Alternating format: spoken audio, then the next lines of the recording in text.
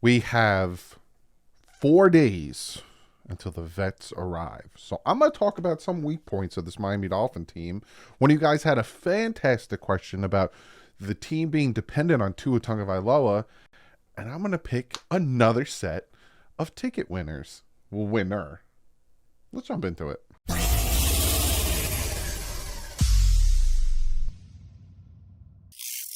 What is up, Finn fans? Yes, today I got a jam-packed video for you guys. We're going to be talking about the weak points of the Dolphins heading into the training camp. One of you guys had a fantastic question asking about how the Dolphins are a little too dependent on Tua Tagovailoa.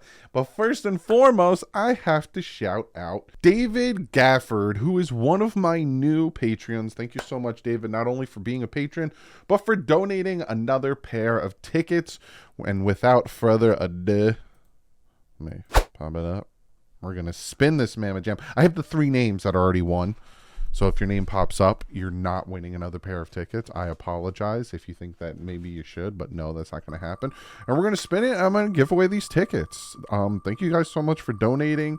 And I hope you guys have a fantastic time with this game. 676. Another 200 of you beautiful. AJ Hall. AJ Hall. You, my man, just won yourself a pair of tickets to the preseason game. Dolphins hosting the Atlanta Falcons. Hope you have a good time. I will be emailing you as soon as I'm done with this and then sending you your tickets. So without further ado, I'm a child. Let's jump into the video and let's talk about some weak points in the Miami Dolphins team going into the camp, and then we are get to comment of the day because it is a very good comment of the day. So looking at this team, I was going to put like numbers down here and do the whole and then like tell you which, but it's in no specific order. I kind of was just sitting here kind of thinking about the team, kind of thinking about the roster and trying to see what am I worried about going into the season, right? Now, these worries can go away during training camp. Someone can pop up and is doing really well. Like last year, Trill Williams popped up and was doing really well. Kader Kohu popped up and was doing really well. And then they kind of, unfortunately, Trill got hurt. But Kader, started doing well in this regular season. So some of my fears on this list of weak points of this team could be changed, and I could feel much better going into the season. So I'm just going to, it's not this is more important, this is least important, or, whatever. It's just things on a list. And I'm going to start with backup quarterback. The backup, and it's funny, this is going to coincide with comment of the day, but the backup quarterback situation still gives me a little, it makes me a little uneasy. Now, I heard horrible things about Mike White when it came to OTs and minicamp, but again, that could change. Matt Moore was not a practice quarterback, but then all of a sudden he got on the field and he had some really good games. He was slinging the rock. But Mike White makes me nervous, and Skylar Thompson, from what I saw last year, makes me nervous, but he has such potential. And like I said at the end of the season, and like I said in a lot of his film breakdowns, which some people got mad at me that I was being too critical of Skylar, when I'm equal criticism of both guys, Skylar and Tua. But with Skylar is here. So I think a second year in the same offense is going to do wonders for Skylar Thompson. And I wouldn't be surprised if Skylar Thompson beats out Mike White for backup quarterback situation. And this is a prime example of me going into training camp worried about a situation, but coming out of training camp feeling really good, because Skylar Thompson could, his second year in the same offense, really click and really thrive. Now, I will say this. Let's not put all our eggs in a basket with preseason, because if you guys remember last year, Skylar was lighting it up in preseason, and everyone was like, Skylar should start too. Oh, not everyone. Skylar should start. Tua sucks, da-da-da. And it didn't translate. But I think him in his second year, I wouldn't be surprised if Skylar wins that backup spot. And I wouldn't be surprised if Skylar's a pretty good backup. And so, like I said, right now I'm nervous about it because I don't know what Skylar's going to do. And I'm not hearing good things about Mike White. And we all know about Tua. Unfortunately, I don't want to put any energy out there, but makes me nervous. The other thing, or the other weakness on the team, is the offensive line. It's it's all over the place. Connor Williams, is he going to be at training camp? Is he going to hold out for a contract extension? He was a top 5. He was the number 4 on PFF center in the NFL. He feels like he should be getting paid more. He's probably thinking he should get, between that $12-15 million a year range, like some of the top centers in the NFL. Is he going to hold out? Who's going to be our center? Who's our right tackle? Who's our left guard? Is Teron Armstead going to stay healthy enough that we can chain things together, that we can do something in the playoffs? All of these questions going into training camp makes me nervous. And it's definitely one of, if not the biggest, the biggest weak spot on this team is that offensive line. Teron Armstead healthy. Teron Armstead 17 games, one of the best tackles in the NFL. And I'm not worried about it. If Austin Jackson comes into training camp and he is just completely dominating people, and him losing the weight and getting lean is a huge thing, and all of a sudden he's a really good right tackle, nothing to worry about. Then your interiors can kind of play off each other. So again, that's another situation where as training camp goes on, as these joint practices go on, I could feel better about it. But going into it, makes me nervous. Another thing, linebacker depth, specifically middle linebacker depth. You have Channing Tindall. Is he going to understand this defense? Again, the thing I'm hearing is the reason he was barely on the field on defensive plays, he was a special teamer, was he had a hard time understanding Josh Boyer's defense. Is that going to be the same with Vic Fangio? Vic Fangio ain't going to sugarcoat it. He's going to let him know if he's messing up, and he's going to be like, I don't have time for this. So there's Channing Tindall, Duke Riley, huge special teamer. Put him out there. Can he do the things we need him to do in Vic Fangio's defense? God forbid something happens. And speaking of God forbid something happened, David Long looking really good. Hopefully can stay healthy. But again, there's that hopefully can stay healthy. And that's where I get nervous with that middle linebacker situation. Now, there are linebackers out there in free agency the Dolphins can still pluck. They have $12 million in cap space. Can give somebody about $2 million to come in, play a year, kind of like they did with Ingram last year. Can, get some depth there. But as of right now, going into training camp, that's definitely a weak spot. It makes me nervous. Speaking of a weak spot, speaking of depth, defensive tackle, right? Raekwon Davis. Is he going to step up? He really hasn't done much. I understand he's behind Sealer and he's behind Christian Wilkins, but especially when one of them goes to the edge, we have Agba on one side, the other one's going to, can he step up? Can he do that thing? And again, he goes down with some type of injury. Who do we have behind him? Undrafted free agents. So, Dominican Sue, Akeem Hicks, is that a possibility we can go out there? Hey, we're on the cusp of winning something big here. We just need some veteran help. Will you come and help? So there's that, right? The defensive tackle spot. And then finally on my list, safety. Who is going to play opposite of Javon Holland? Is it going to be Elliott? Is it going to be Brandon Jones? Is it going to be McKinley? Who's it going to be?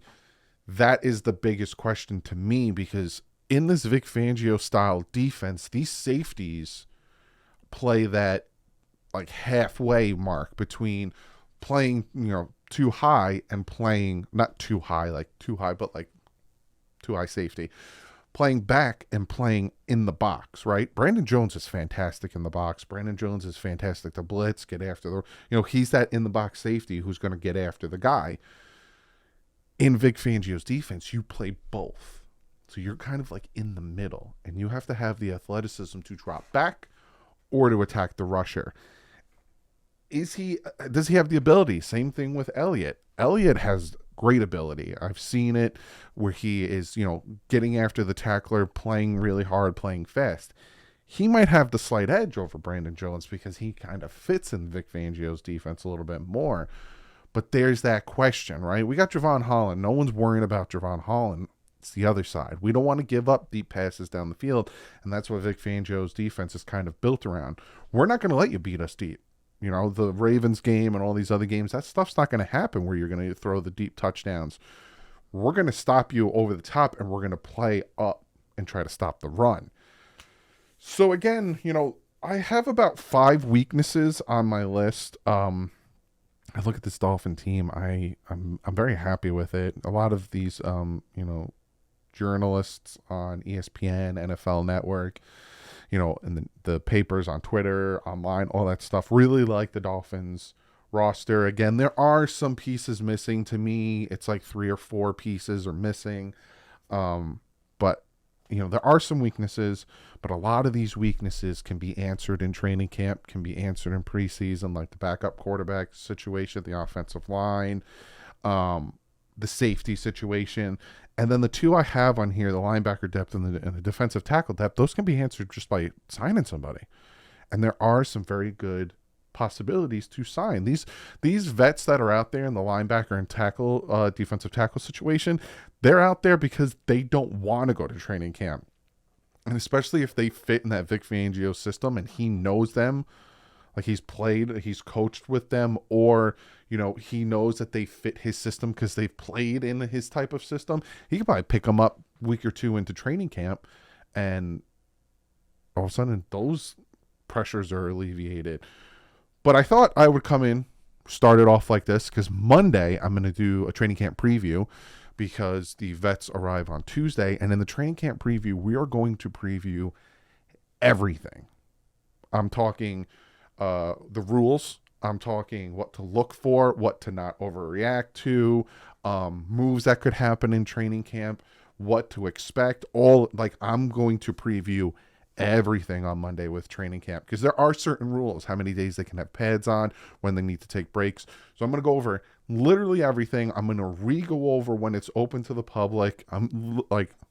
It's going to be a preview on preview on preview, so you know exactly what to expect going into training camp. Well, next Sunday, the 30th, is the first time you guys can be there, but I think they're going to hit the field on the 28th, but I'll let you know on Monday. But comment below. What are some weaknesses on this team that kind of worry you going into training camp? Did I hit on any? Are some of my weaknesses me just being a little too scared? Comment below and let me know. And I'm going to get to comment of the day. And this comment is a very good comment. It comes from Fernando, and he says, comment of the day. Somebody even asked me, why is it called comment of the day if they're mostly questions? Well, when I first started it, it's in the comment section. So I go out and I pick a comment and I make it comment of the day.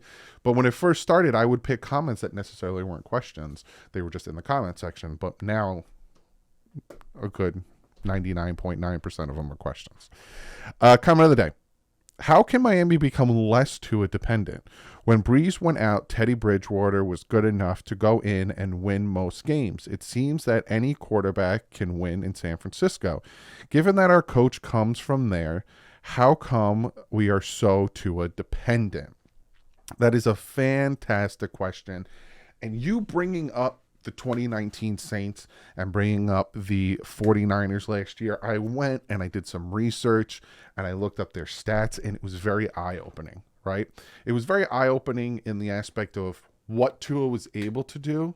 And some people might not like me hearing that because any type of Tua praise does trigger some people. But what Tua was able to do and how the Saints and the 49ers were built, right? And I'm going to give you a prime example of what I'm talking about. You brought up the 2019 Saints and asked, how is it that when Drew Brees went down, Teddy came in and he did well? He won games to the point where he kind of became a hot commodity in free agency, and then he went back to the Saints. Well, in 2019, they had the 3rd ranked offense. They had the 13th ranked defense, right? Not bad, but not elite, right? It was right on that cusp.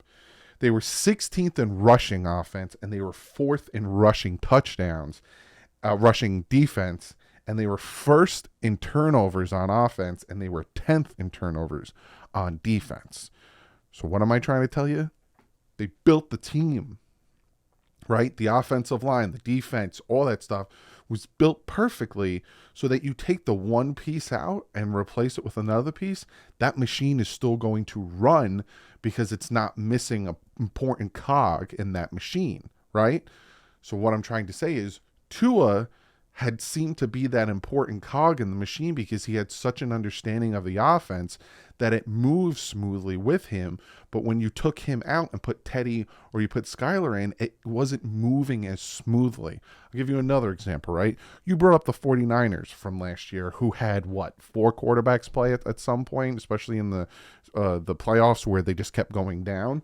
6th in offense, first in defense. They were the 8th rushing team in the NFL last year, and the second rushing defense, third in turnovers on offense, and second in turnovers on defense. The 49ers are the best example I can give you of not being dependent on Tua, if that's something that you're asking me and you're looking at. The 49ers were built that anybody could play quarterback.